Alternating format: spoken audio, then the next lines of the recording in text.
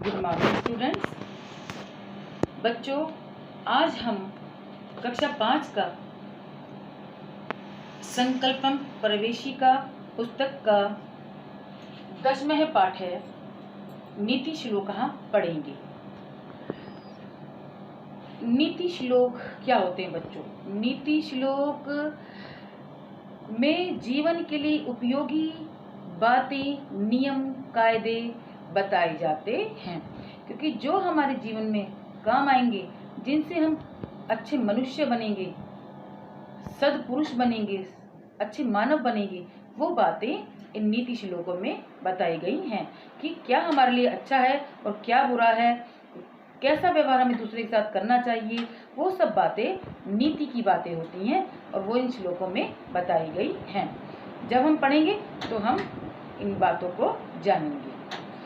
और बच्चों, मैंने इस पाठ की वर्कशीट बना दी है, उसमें शब्द अर्थ भी दिए हैं।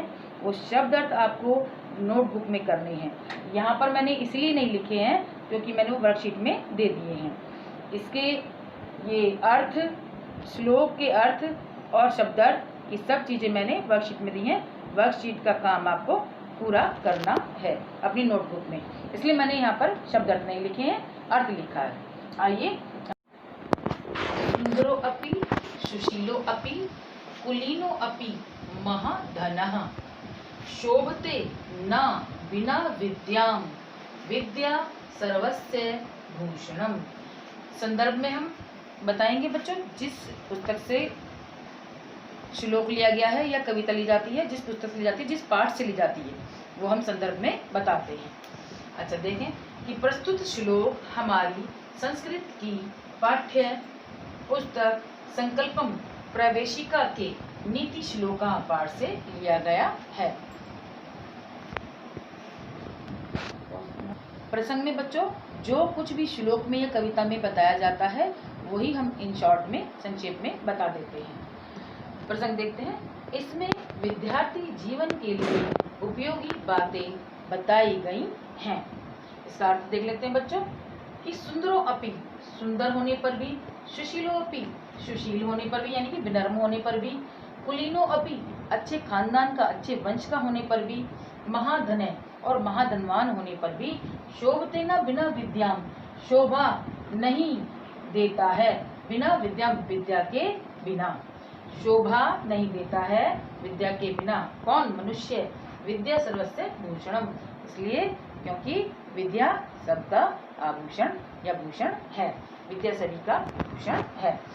क्या कह रहे हैं? फिर से एक बार देख लो कि सुंदर होने पर भी, विनम्र सुशील होने पर भी, और अच्छे वंश का कुलीन होने पर भी, और महाधनवान होने पर भी, मनुष्य विद्या के बिना शोभा नहीं पाता है, क्योंकि विद्या सबका भूषण है। आइए बच्चों, अब हम नीति श्लोक का दूसरा श्लोक पढ़ेंगे।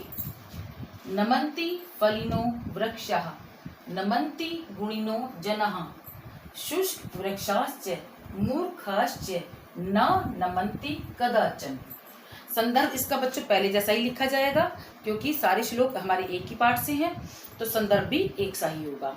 और प्रसंग में वही बताते हैं जो श्लोक के अंदर बताया गया है, उसे संक्षेप में यानी कि इन शॉर्ट में बता देते हैं। देखो प्रसंग में क्या है, इस जो श्लोक में बताया गया है वही हम प्रसंग में लिखते हैं कि सज्जन व्यक्ति के गुण इसमें बताए गए हैं। सज्जन व्यक्ति के गुण बताए गए हैं। कैसे? देखें कि नमन्ति फलिनो वृक्षा, नमन्ति माने झुकते हैं या झुक जाते हैं, फलिनो फलदार, वृक्षा पेड़, नमन्ति गुणिनो जना, और झुक जाते हैं गुणवान, जना लोग, कि फलदार पेड़ ही झुकते हैं और गुणवान लोग ही झुकते हैं। फलदार पेड़ झुकते हैं और गुणी लोग, गुणी व्यक्ति भी झुक जाते हैं। शुष्क वृक्षाश्च मूर्खाश्च न नमन्ति कदाचन। शुष्क माने कदाचन, यानी कि शुष्क वृक्ष सूखे, शुष्क माने सूखे, वृक्षाश्च पेड़, मूर्खाश्च मूर्ख, न नमन्ति कदाचन नहीं नमन्ति झुकते, कदाचन कभी भी। कि सूखे पेड़ और मूर्ख लोग कभी भी नहीं झुकते हैं, कभी भी नहीं झुकते हैं। क्या नमन्ति फलिनो वृक्षा, कि फलदार वृक्ष ही झुकते हैं और गुणवान लोग ही झुकते हैं, झुक जाते हैं।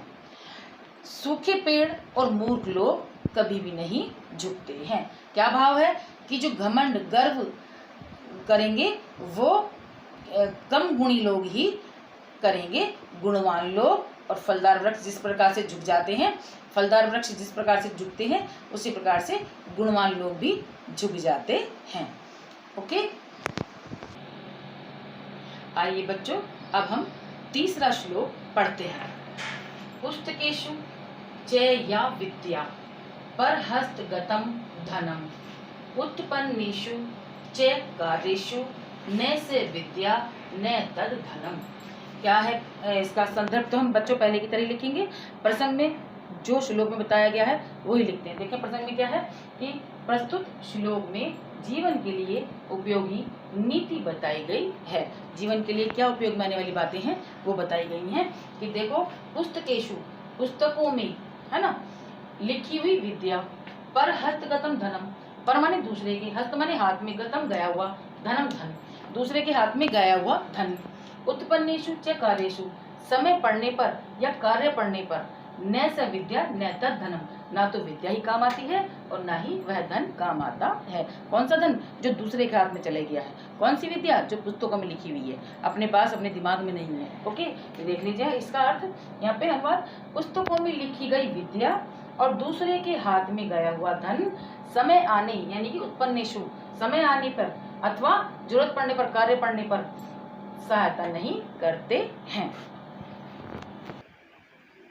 आइए बच्चों, अब हम नीति श्लोकाः का चौथा श्लोक पढ़ेंगे कि अक्रोधीन जयेत क्रोधम साधुम साधुना जयेत। अक्रोधीन जयेत क्रोधम साधुम साधुना जयेत। जयेत कर्तर्यम दानीम जयेत। सत्येन चा नृतम चा अनृतम। जयेत कर्तर्यम दानीम जयेत सत्येन च अनृतम। ओके, तो इसका भी संदर्भ बच्चों पहले की तरह ही आएगा, क्योंकि उसी चैप्टर से, उसी पाठ से हमारे श्लोक। प्रसंग में मैंने बताया, जो भी श्लोक में बताया जाता है उसको इन शॉर्ट में, संक्षेप में बता देते हैं कि प्रस्तुत श्लोक में विपरीत स्वभाव को अनुकूल, अनुकूल मतलब अपने अनुसार, विपरीत मतलब जो अपने से अलग है, विपरीत है, विलोम है। तो प्रस्तुत श्लोक में विपरीत, अगेंस्ट है जो अपने से स्वभाव में, विपरीत स्वभाव को अनुकूल, अपने अनुसार बनाने का उपाय बताया गया है। कैसे? कि अक्रोधहीन जयेत, कि अक्रोध से, है ना, क्रोध ना करके, जयेत जीतना चाहिए, क्रोधम साध क्रोधम, तो क्रोध को, गुस्से को अक्रोध से जीतना चाहिए, है ना, क्रोध को अक्रोध से जीतना चाहिए। साधुम साधुना जयेत, है ना, ये क्रोधम ये बच्चों क्रोधम,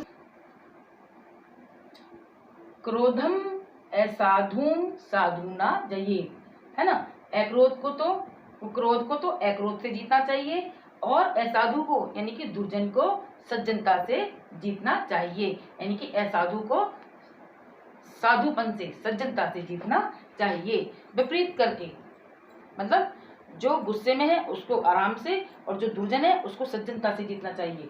जयेत कदर्यम दानीम, जयेत जीतना चाहिए, कदर्यम कंजूस को, दानीम दान से, कंजूस को दान से जीतना चाहिए।